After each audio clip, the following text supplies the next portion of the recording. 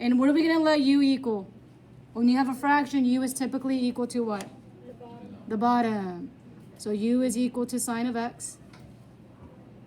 Then I have du is equal to, what is the derivative of sine? Cosine of x. Oh, dx. And do I actually have that? Yep. And then what else I want to do on top of that is change my bounds. And on my bounds, let's see what I want. Okay, let's write out what we have so far first. We have the integral of 1 over u du. For my bounds, the first one has pi over 2. The second one is at pi over 4. Yep, that's pi over 4. Pi over 4. So at pi over 4, I want to do first. It is 1 root 2. And we're looking at sine of pi over 4.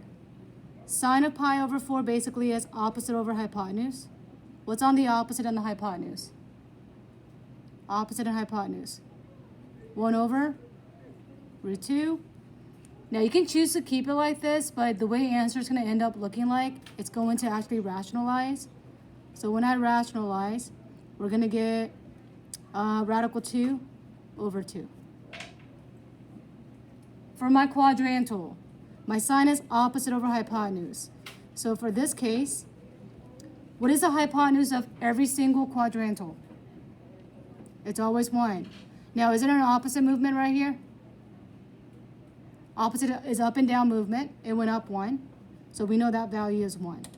So it looks like my lower bound is radical 2 over 2. My upper bound is 1. So then let's go ahead and anti-derive this. What is the antiderivative of 1 over u? Natural log of u. And we don't need our plus c since we have our bounds. And all we need to do at this point is plug that value in into our u. So when I do, I get natural log of 1 minus natural log of radical 2 over 2. What do I know about natural log of 1? What is natural log of 1? 0. So then if I go ahead and further simplify, that does not look like natural log. I want to mainly worry about this guy right here. And let's use the rules of our logs. So we have negative natural log of, now looking at the combination, do I see radical 2 over 2 anywhere as our answer choice in the argument? So it looks like we kind of did more work. We should have kept it as just 1 over radical 2. And if you do more work, just go back to it. And I want to go ahead and bring this to the top. If I bring the radical 2 to the top, I get radical 2 to the power of negative 1.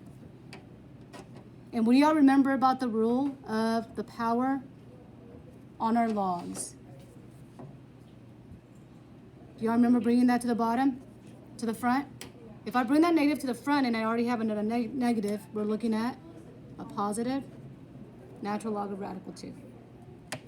And what answer choice does that give us on number 14A? So that piece we did too much work, and that's fine. All right, 18 was our next one.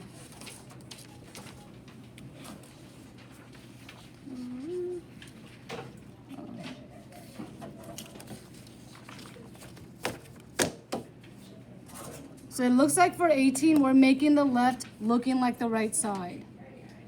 So Ryan, let's read number 18, please.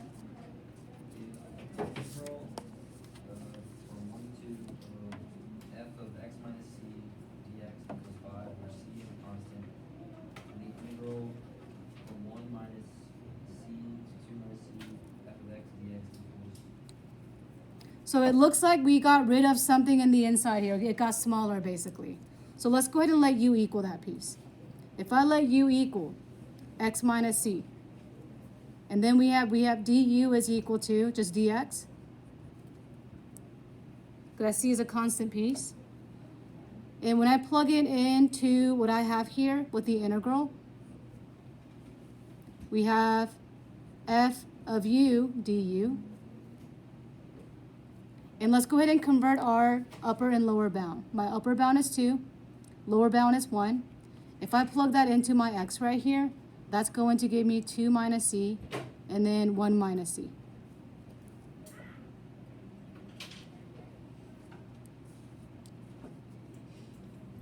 And then we have that is equal to 5. So let's see what's missing here. Oh. Do I basically have what I have except different variable? Yeah? So all I need at this point is it's basically equal to 5. Because they said all that is equal to 5, and when I disguise it in terms of u, it's still equal to 5 on that one.